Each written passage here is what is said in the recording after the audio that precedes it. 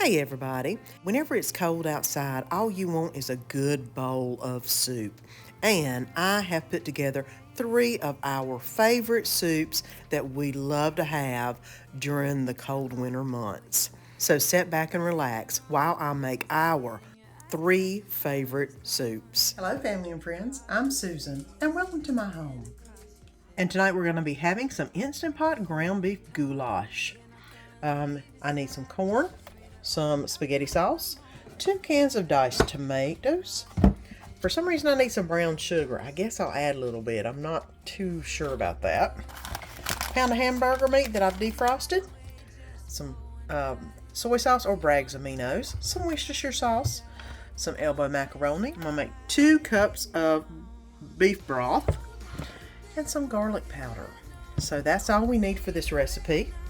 Let me go ahead and get the Instant Pot going and get everything in the saute, and then I'll bring you back here in just a second. And I added a little spritz of water in there to see if it was hot enough, and it is. Look at it. I'm going to go ahead and add the hamburger meat in, get it going, and I'm going to go ahead and add the onions and the green pepper in here so they can be sauteing up. And I have sauteed the meat, bell pepper, and the onion until all of the meat is no longer pink. It is brown. You can drain it if you want. I'm going to be making a goulash. I'm going to leave it in. So the next thing we are going to do is add the corn.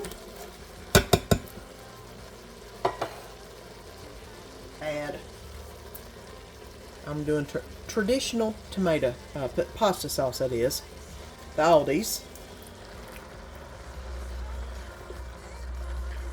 I'm going to put a little bit of water in it because it actually calls for more than this contains. This contains 24 ounces and it calls for 29, so I'm making it 29 with a little bit of water. Clean it out a little bit. 2 cans of diced tomatoes. Alright. It calls for 1/2 cup of brown sugar. I'm not too sure about the brown sugar, so I'm going to do about 1/4 cup. I'm not too sure. I know that sugar does help with the tomato acidity, but yeah, I'm not too sure about that. So let me go ahead and mix this around real quick. Next, I'm going to be putting in 2½ tablespoons of soy sauce or liquid aminos, which is what I normally use. And it said 2½ tablespoons, so there's 1. And here's 2. And here is 1/2. Done. I'm going to do 1½ tablespoons of Worcestershire sauce.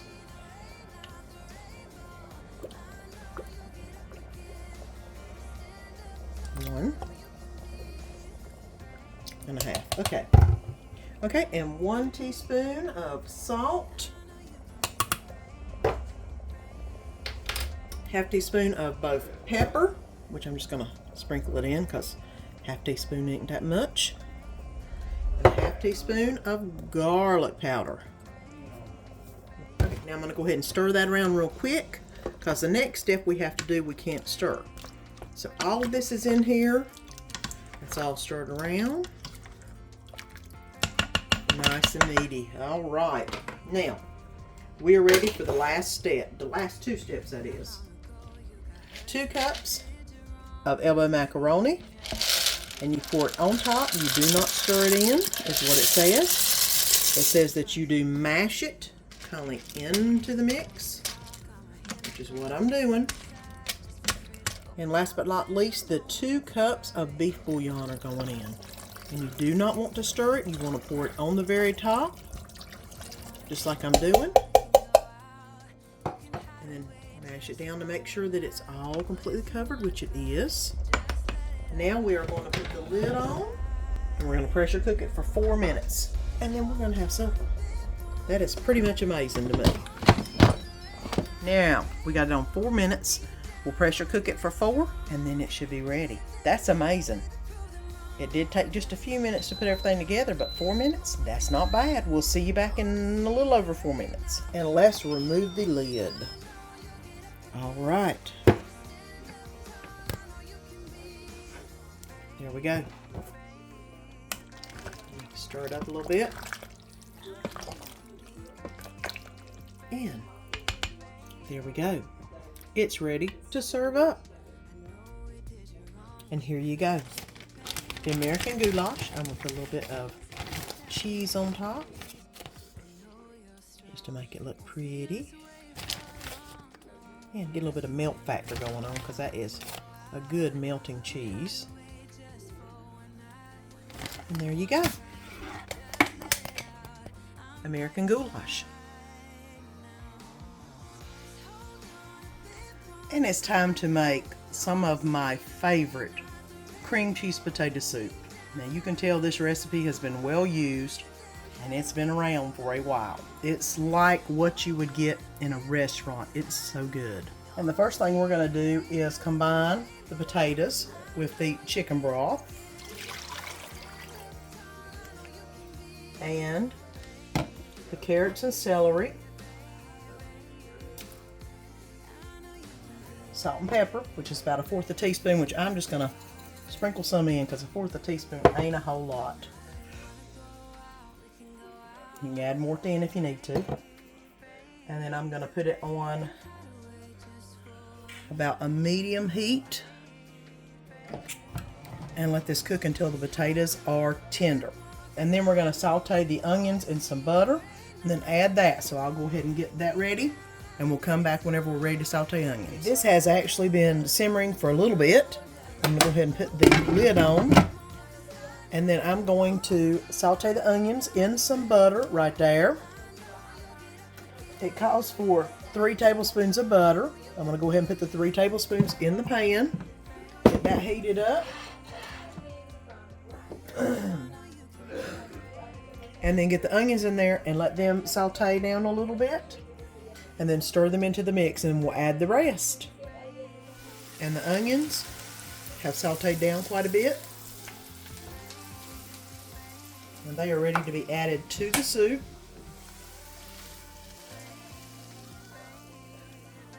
Now it's time to add the flour, which is 3 tablespoons of flour. Which you didn't say what kind, so I just used self-rising because that was the closest I could get to me.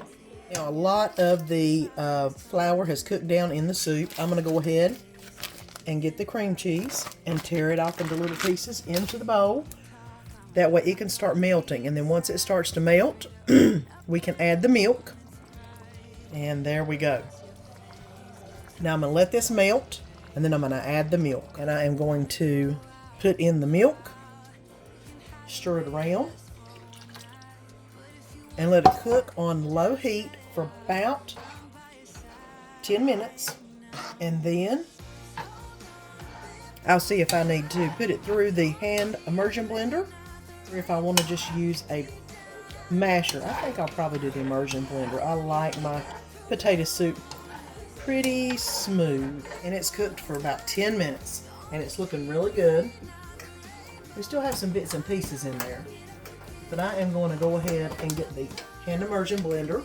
I'm going to go ahead and do a little bit of blending.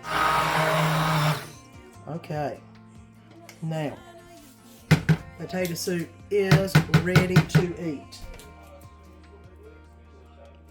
And I love serving this soup in a French onion soup container. I got these years ago and I love them, and I need to get another set because I think I only have 3 left. But it's really good to scoop your soup into, and it keeps the soup nice and hot until you get it out to whoever you're serving it to, which will be Danny. And I do have some larger chunks in mine because Danny likes the larger potatoes. And of course the well-blended soup is on the top. Look at that.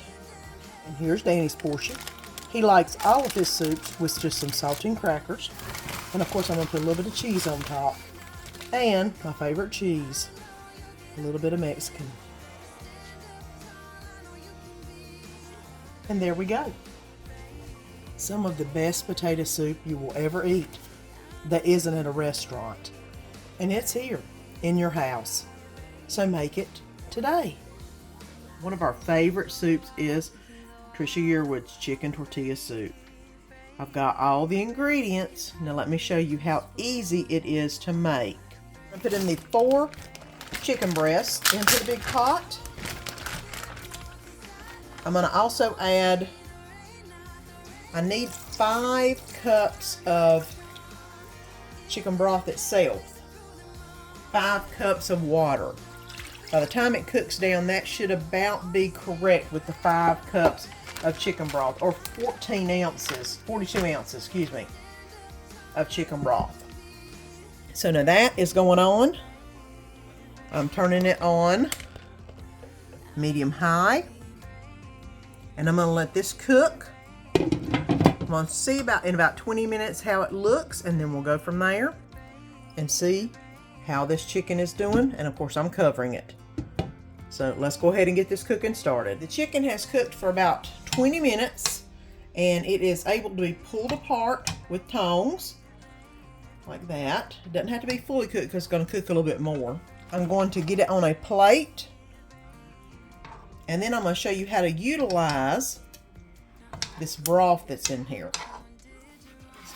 The next thing I'm going to do, which is why I love these spouts, is pour this into a big measuring glass, and that way the strainer can strain off all of the little bits and pieces on the top, and then I will have nothing but pure chicken juice on the bottom. And now it's time to make the homemade chicken broth. I need to do 5 cups of chicken broth. That is about 6, but that's okay because it's going to cook down a little bit. I'm going to add 5 teaspoons of the chicken bouillon flavored Knorrs to that. And basically it's about a teaspoon of that to a cup of water is what it is. Now that will make a little over 5 cups of chicken broth, but that's okay because by the time we cook it down, it'll utilize every bit of that. I've got the pan on medium. I'm going to put 3 tablespoons of butter in the pan. I'm going to add the 1 medium onion, which I had 2 smalls, which is right here, finely chopped, and the teaspoon of garlic, or minced garlic, that is. I've sauteed the butter, onions, and garlic for 5 minutes. I'm going to add the flour, which is 2 tablespoons of all-purpose flour, which I know y'all saw me get my container out. 1, 2, and I'm going to cook this for about 1 minute to get the flour taste out of the flour itself. It's been about a minute. And now the next thing is the chicken broth. I'm going to add it in.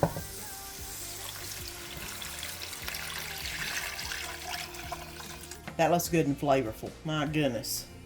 Add the half and half, which is 4 cups, which is 32 full ounces of half and half. And all of that goes in. I'm going to stir this in real quick. I'm going to go ahead and add my cream of chicken soup.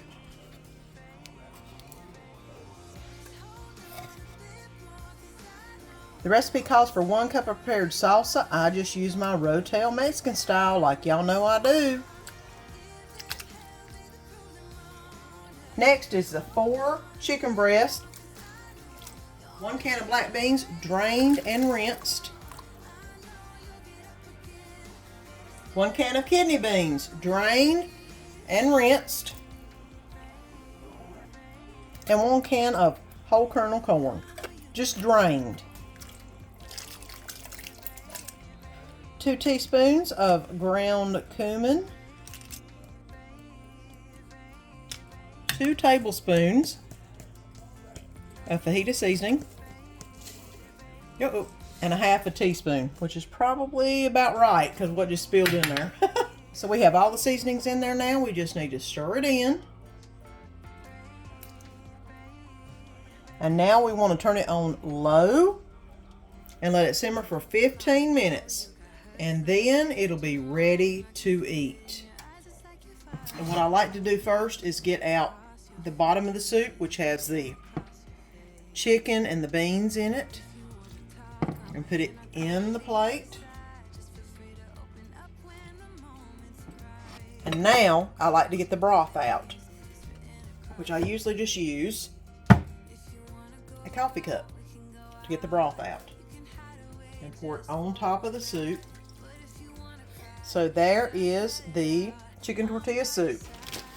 I add some cheese on top, a little sour cream, and for me, I put some tortilla shells in.